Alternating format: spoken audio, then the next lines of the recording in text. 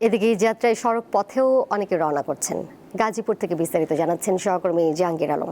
Hassle free জীবনের smart companion Walton home and kitchen appliance. আমরা এই মুহূর্তে রয়েছি গাজীপুরের কালিয়াকৈর চন্দ্রা ত্রিমোড় এলাকায়। এখানে 2-3 দিন আগে থেকে আসলে মহাসড়কে যাত্রীদের চাপ রয়েছে এবং যানবাহনের চাপ রয়েছে। আমরা যতটুকু বিভিন্ন কাউন্টারগুলোতে ঘুরে দেখেছি, সেখানে কিন্তু সবগুলো কাউন্টার বন্ধ রয়েছে, অর্থাৎ আগেভাগেই এই যাত্রীরা তাদের নিজ নিজ গন্তব্যে পৌঁছানোর জন্য তাদের টিকিট বুকিং করে রেখেছে। আজ যারা আসতেছে তারা কিন্তু টিকিট পাচ্ছে না এবং তারা বিভিন্ন যানবাহনে চলাচলের জন্য আসলে অপেক্ষা করতে হচ্ছে যে তারা কোন যানবাহন পাবে এবং সেটি অতিরিক্ত ভাড়া দিয়েই আসলে যেতে হচ্ছে বলে আমাদের যাত্রীরা জানিয়েছেন।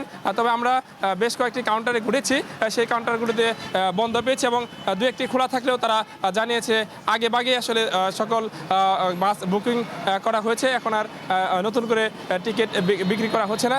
তবে কিছু লোকাল যানবাহন রয়েছে যেগুলোতে অতিরিক্ত ভাড়া দিয়ে যাত্রীরা যেতে হচ্ছে। তবে এখন পর্যন্ত মহাসড়কে তেমন জটলার সৃষ্টি হয়নি এবং স্বাভাবিকভাবে আসলে যানবাহন চলাচল করছে।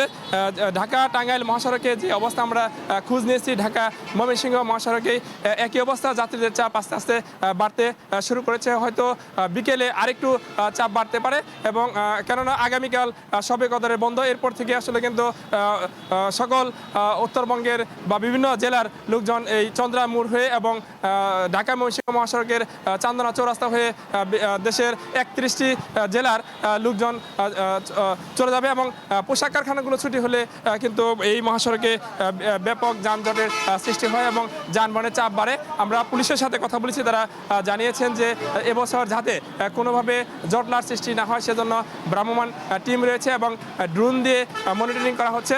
কিছুক্ষণ আগে চন্দ্রা মোড়ে হাইওয়ে পুলিশের ডিআইজি এসেছিলেন, তিনি আমাদের জানিয়েছেন যে কোনো অবস্থাতেই যাতে মহাসড়কে কোনো ধরনের যানবাহনের জটলা সৃষ্টি না হয় এবং কেউ যেন কোনো অবস্থাতেই চাঁদাবাজি করতে না পারে, সেদিক থেকে পুলিশের পক্ষ থেকে কঠোর অবস্থানে রয়েছে এবং নির্বিঘ্নে মানুষ যাতে অন্যান্য বছরের